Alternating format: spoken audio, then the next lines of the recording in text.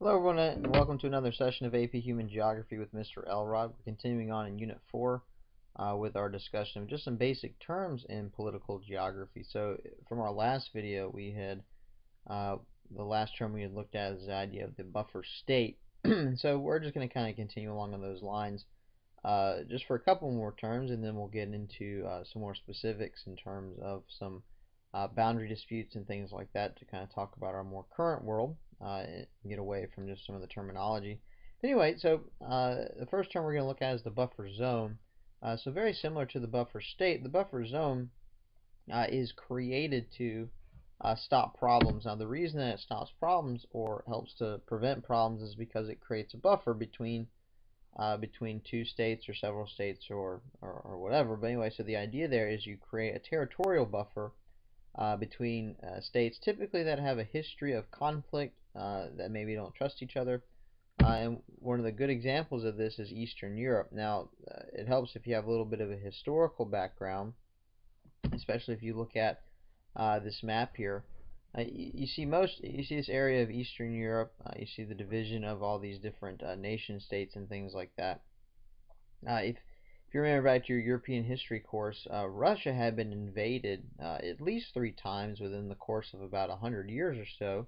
You had Napoleon invade Russia, then you had World War I where Russia was invaded, you had World War II where Russia was invaded.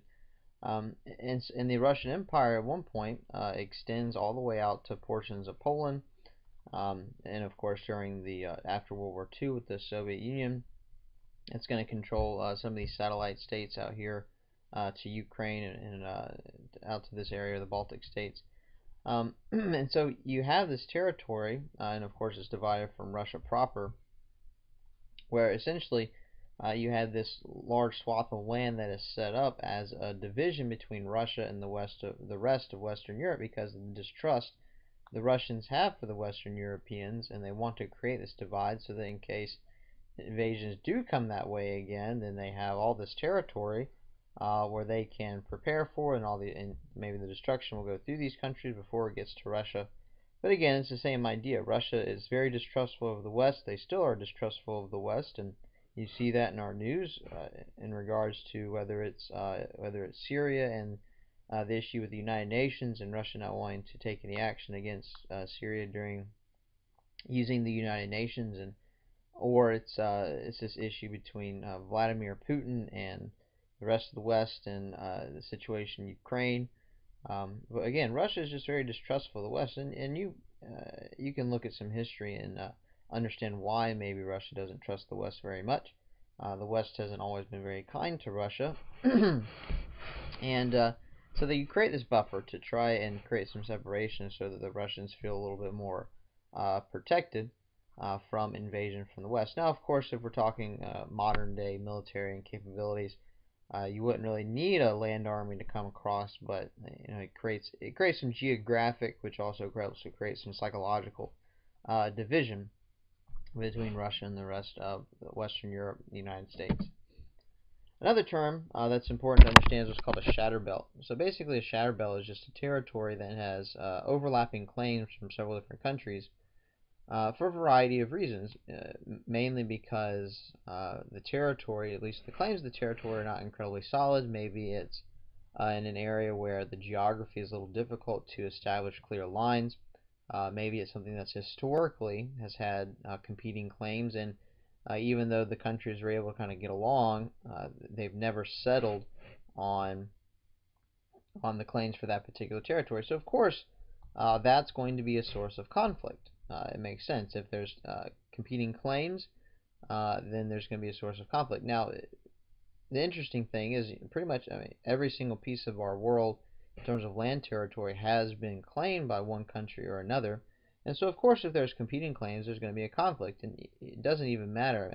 I always point out the example of colonies in Africa, how several of the northern African colonies were pretty much completely desert. You think about some of the French colonies in North and West Africa, almost the entire colony is desert. So why in the world would these countries be overly concerned with controlling that territory? Well, it's about land, it's about pride, it's about the possibility of resources that are available.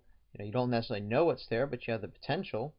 of the resources, maybe the people that are living on the land, so the tax base that you create.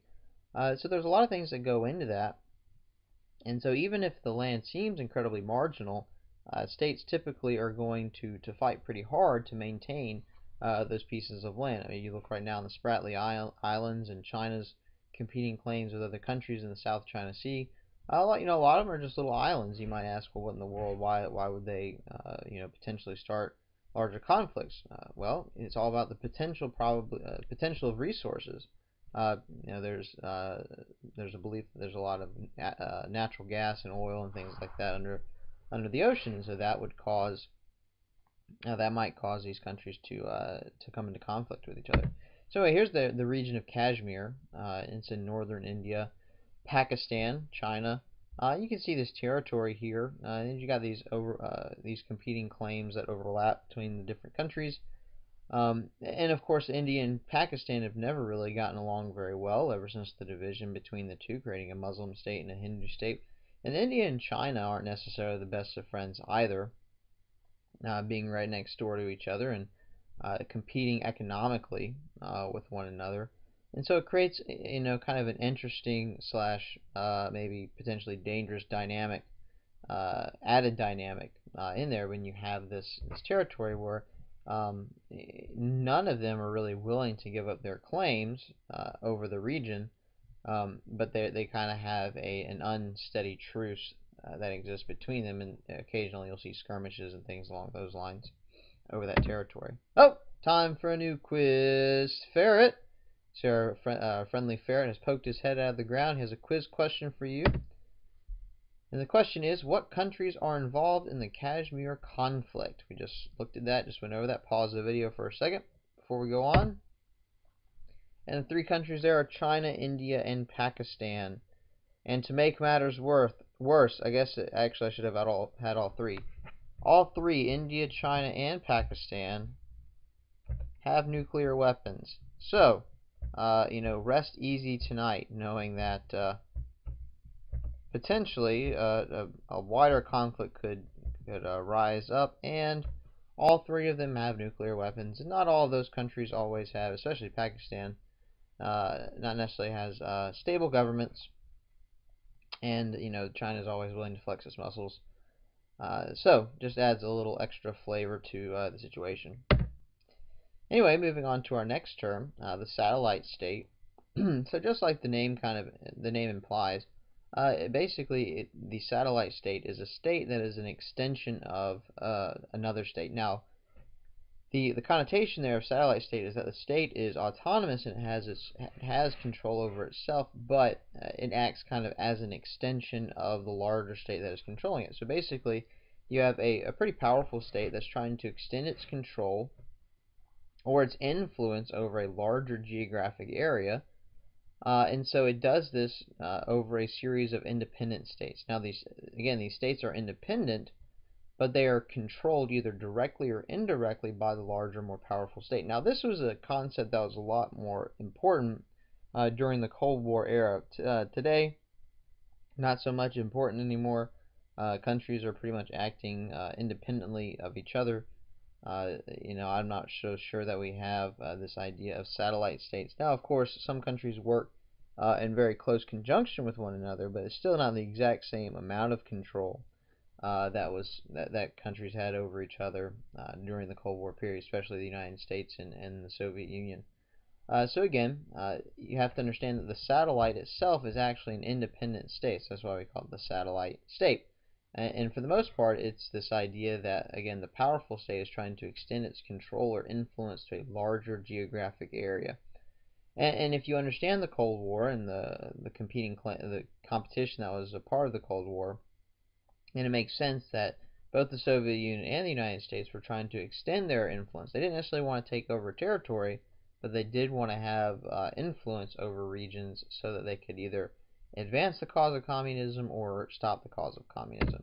So we look at these two maps here. It's kind of an interesting idea. You have, in this map, we're looking at the Union of Soviet Socialist Republics. Now, within the USSR, actually, each of these countries were independent. If you think about it as far as maybe the United States is concerned, Each of these republics was independent, but pretty much they answered to Moscow, and the Communist Party in Moscow was going to be controlling everything that happened within those countries and going to be making decisions. So these were actually like independent sovereign states that were controlled by the Communist Party, which was controlled by by Moscow. And so maybe they weren't necessarily as free as they let on. Then, of course, you had the satellite states, which was the Eastern Bloc. So you see these states over here, and they kind of had they were controlled in varying degrees by the Soviet Union. From all the way from Yugoslavia, which really was not controlled at all, but had a communist party. Things like Poland and so forth and so on that were under a little bit greater control from the Soviet Union.